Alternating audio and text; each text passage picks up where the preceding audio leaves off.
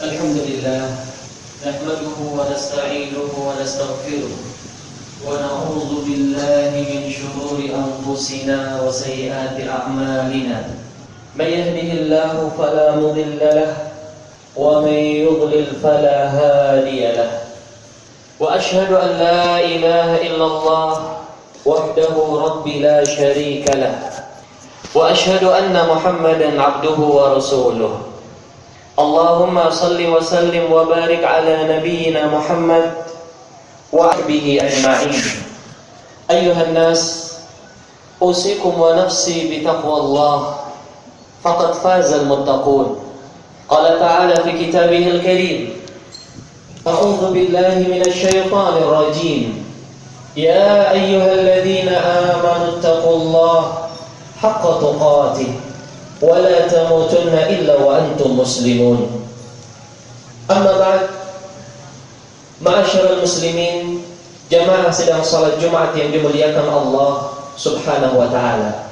Marilah pertama-tama kita memanjatkan puji syukur kehadiran Allah Subhanahu wa taala.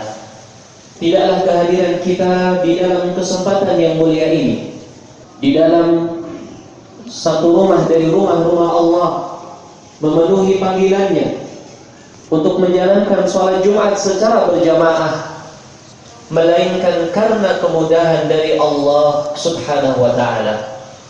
Maka jadilah kita sebagai seorang yang bersyukur kepadanya, dengan syukur yang muncul dari lubuk hati yang paling dalam, dengan syukur yang selalu terdengar di telinga kita karena terucapkan oleh lisan kita, syukur yang muncul buktinya dengan amalan-amalan keseharian kita. Kemudian salawat dan salam teriring kepada baginda Rasulullah sallallahu alaihi wasallam. Pengorbanan beliau di dalam menyempurnakan syariat Islam adalah pengorbanan yang sangat berharga. Sudah menjadi kewajiban kita sebagai umatnya untuk menjaga dan mempertahankan apa yang pernah ditinggalkan oleh beliau sallallahu alaihi wasallam. Hadirin kaum muslimin, jamaah sidang salat Jumat yang dimuliakan Allah Subhanahu wa taala. Kalau kita meluangkan waktu untuk melihat dan menghitung kenikmatan Allah, kita akan menemukan sebuah kenikmatan yang sangat berharga dan sangat mulia.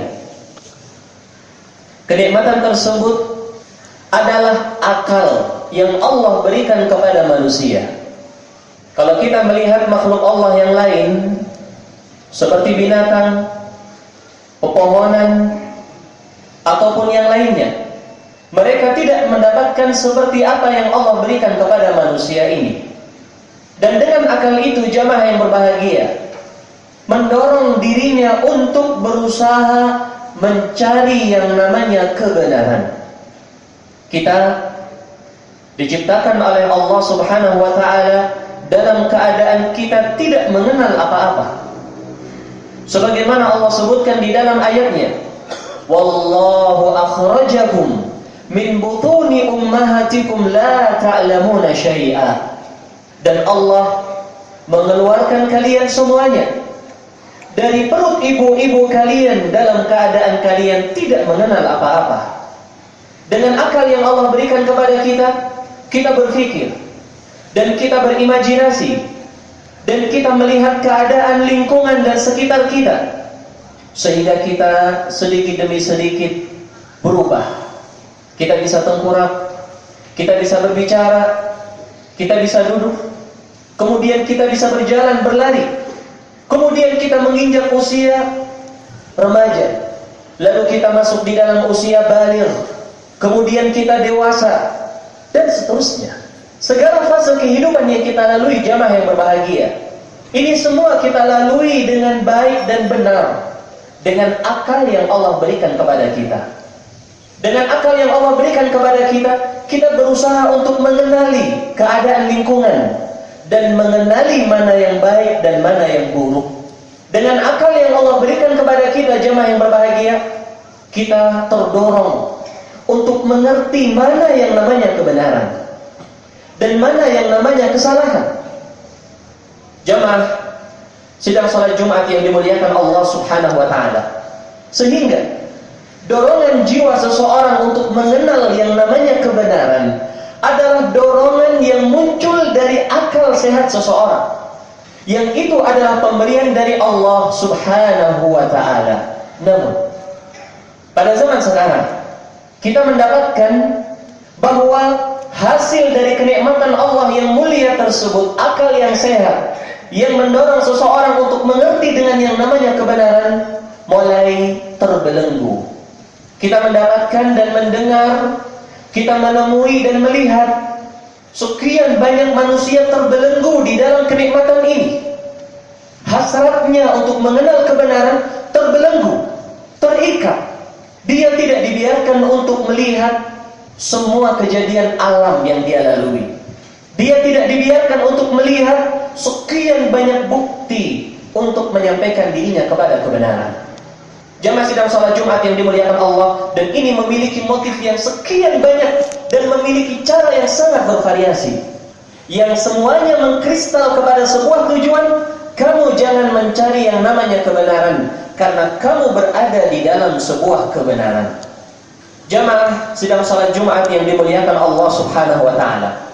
Akhirnya sebuah rumusan yang seperti ini membuat sebuah sama dengan bahwa dia tidak boleh untuk menjadi orang yang lebih baik.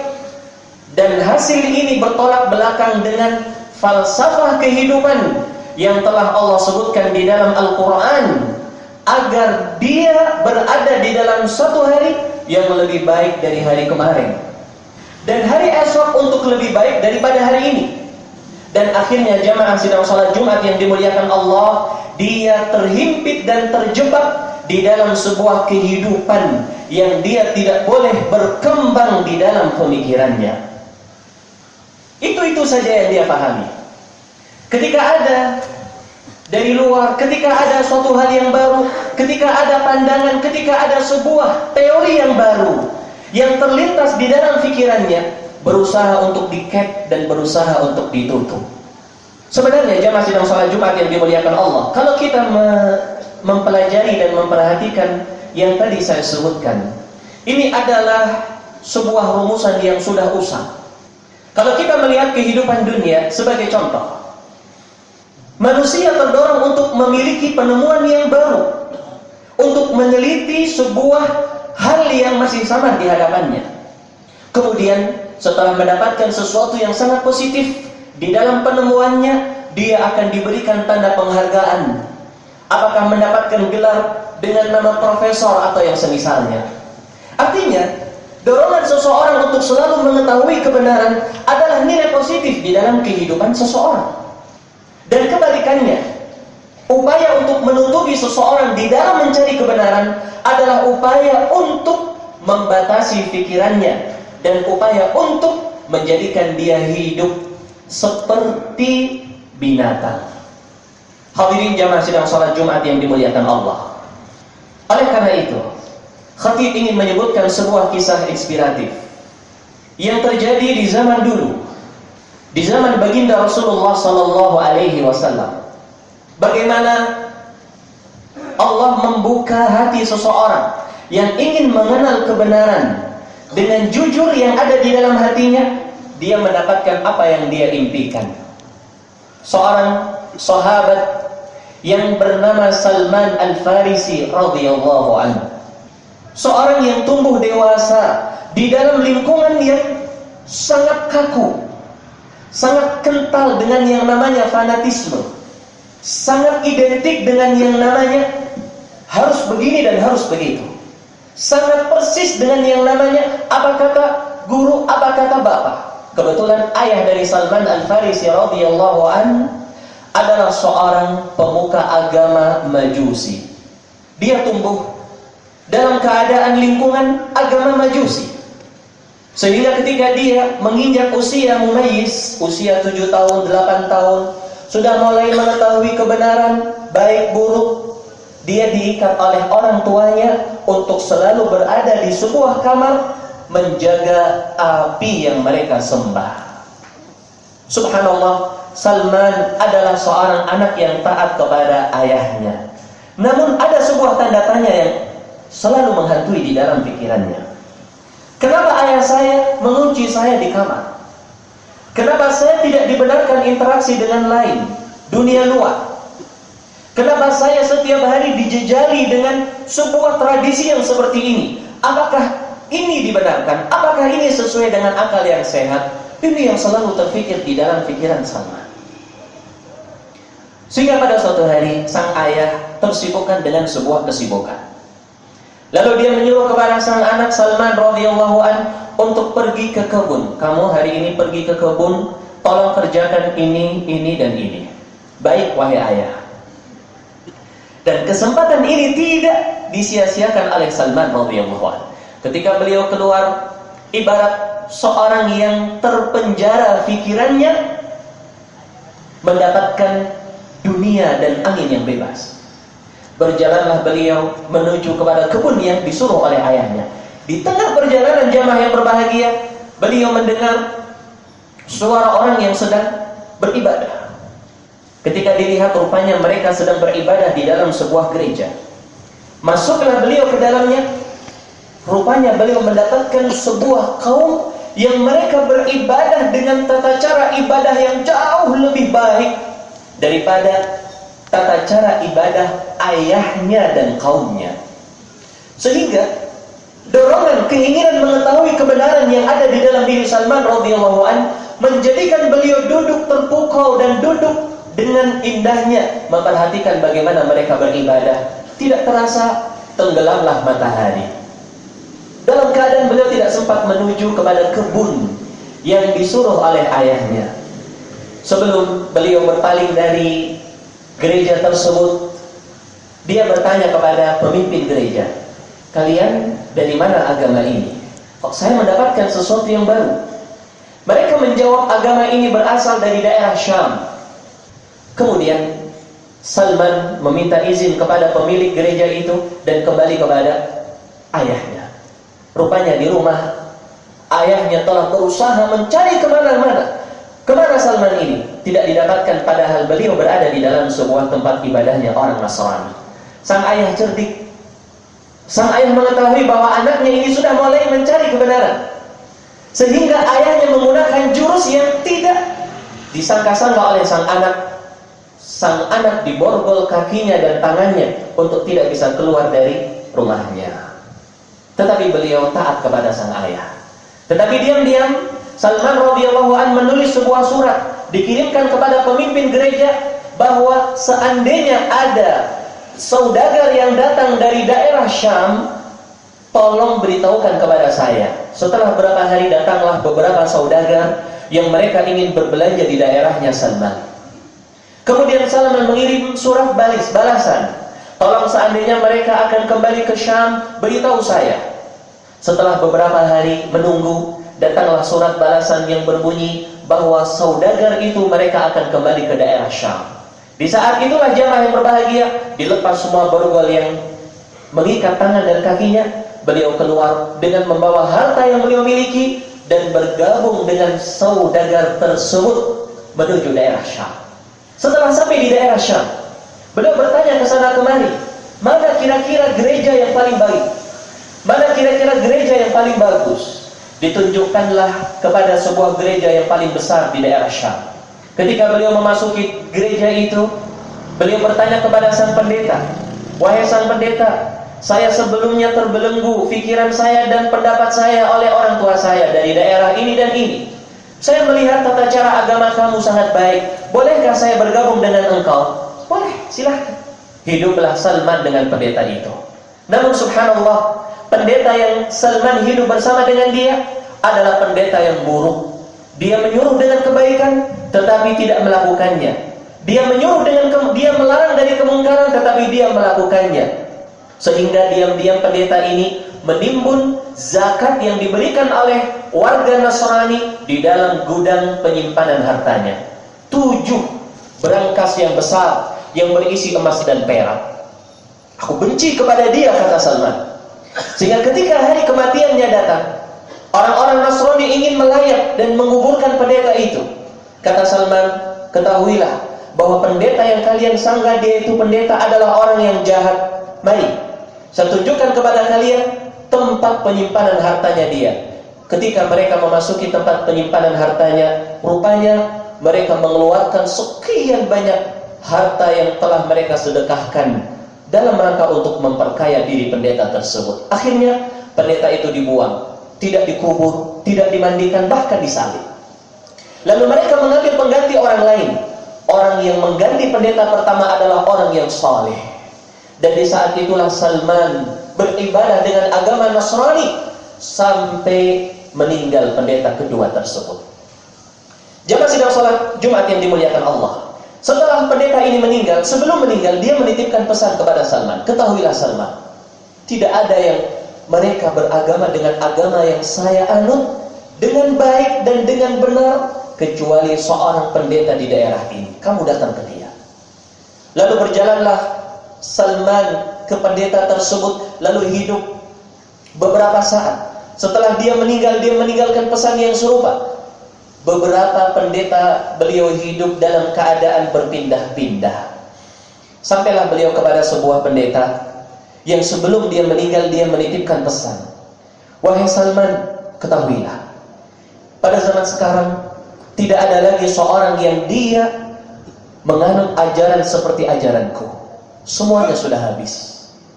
Namun ketahuilah, akan datang beberapa saat lagi sebuah berita yang sangat menggembirakan, yaitu kedatangan dan turunnya seorang nabi yang akan membawa agama baru, yang agama ini adalah agama yang persis dianut oleh agama Nabi Ibrahim alaihissalatu wassalam.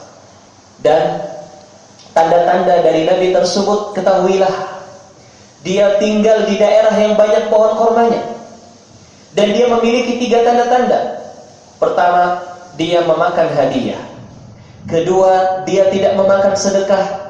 Dan yang ketiga, ada tanda kenabian yang muncul di antara 2 pundaknya, di belakang kepalanya. Dan ini diingat oleh Salman radhiyallahu anhu. Coba perhatikan jamaah sidang salat Jumat yang dimuliakan Allah. Bagaimana keinginan mengetahui kebenaran menggelora di dalam jiwa Salman radhiyallahu anhu. Sampai akhirnya Allah Subhanahu wa taala pertemukan Salman radhiyallahu anhu melalui berbagai model lika-liku kehidupan dengan Rasulullah sallallahu alaihi wasallam. Namun dalam kondisi lain, beliau bertemu dengan Nabi sallallahu alaihi wasallam dalam keadaan beliau sebagai seorang budak. Karena beliau dikhianati oleh orang yang menjalin kerjasama dengan beliau. Beliau dijual, kemudian beliau dijualkan lagi kepada orang lain, dibeli orang lain, dijual lagi. Tetapi beliau beruntung karena akhir dari keperbudakan beliau berada di kota Madinah. Ketika beliau berada di atas pohon korma, datang sepupu dari tuannya dan memberitahukan dengan keadaan gusar dan benar-benar panik. Wahai anak pamanku, ketahuilah, telah datang ke negeri kita ini seorang yang mengaku sebagai seorang nabi. Dia membawa ajaran baru, dia begini-begini. Salman radhiyallahu anhu yang berada di atas pohon korma gemetar. Dan beliau mengatakan, sungguh hampir saja saya jatuh, segera aku turun. Kemudian aku bertanya kepada tuanku, wahai tuanku, coba ulangi apa yang kamu katakan. Beliau ditempeleng karena mengikuti dan mencampuri urusan tuannya. Namun ini semua teringat dan tersave di dalam pikirannya. Sehingga pada hari itu juga, di malam harinya, keluarlah Salman radhiyallahu anhu dengan membawa korma yang beliau miliki.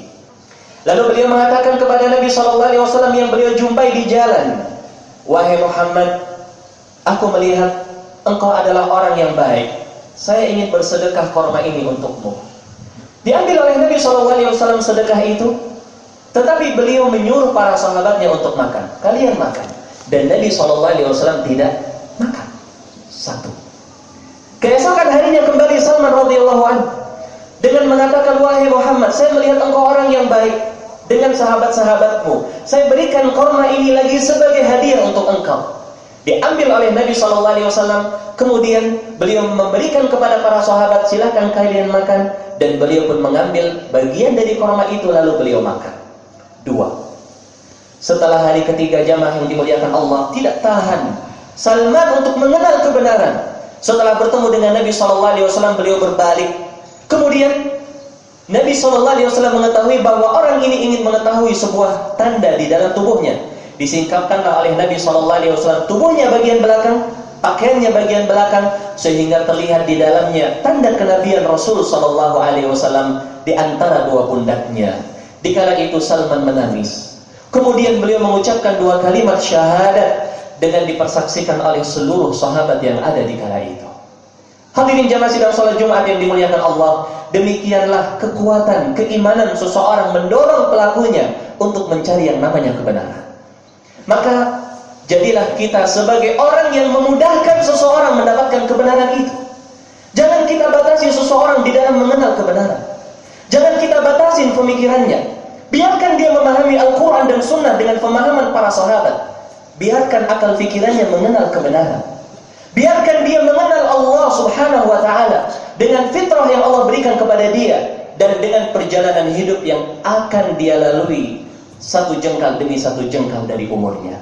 Hadirin jamaah sidang salat Jumat yang dimuliakan Allah, mudah-mudahan kisah yang diceritakan oleh Salman radhiyallahu anhu itu sendiri memberikan kepada kita dorongan kekuatan untuk menghormati kebenaran, untuk mempersilahkan orang lain mengedepankan apa yang dia ketahui dari apa yang dia telah belajar darinya, untuk mengamalkannya, untuk meyakininya. Dan hadirin yang dimuliakan Allah, dengan itu semua mudah-mudahan Allah memberikan jalan kepada kita untuk mengenal kebenaran sebagaimana orang lain juga mengenal kebenaran melalui dengan ilmu yang telah dia pelajari dari Al-Quran dan Sunnah Nabi SAW dengan para pemahaman para sahabat Rasulullah SAW. Barakallahu li wa lakum fil Qur'anil azim wa nafa'ani wa iyyakum bima fihi minal ayati wa dzikril hakim wa taqabbalallahu minni wa minkum tilawatahu innahu huwal ghafurur rahim. Alhamdulillah, alhamdulillahi wa kafa, wa salatan wa salaman ala nabiyyil mustafa wa ala alihi wa sahbihi al-mujtaba. Wa ashhadu an la ilaha illallah wahdahu la syarika lah, wa ashhadu anna Muhammadan abduhu wa rasuluh. Allahumma salli wa sallim wa barik ala nabiyyina Muhammad wa ala alihi wa sahbihi ajma'in. Ayyuhan nas, usikum wa nafsi bi taqwallah, faqad fazal muttaqun. Qala ta'ala fi kitabihil karim, يا أيها الذين آمنوا اتقوا الله ولتنظر نفس ما قدمت لغد واتقوا الله إن الله خبير بما تعملون. اللهم اغفر للمسلمين والمسلمات والمؤمنين والمؤمنات الأحياء منهم والأموات إنك سميع قريب مجيب الدعوات يا قاضي الحاجات.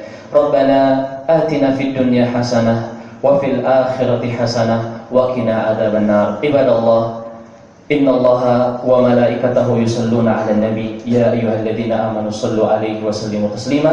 اللهم صل وسلم وبارك على نبينا محمد وعلى آله وصحبه أجمعين والحمد لله رب العالمين. أقيموا الصلاة.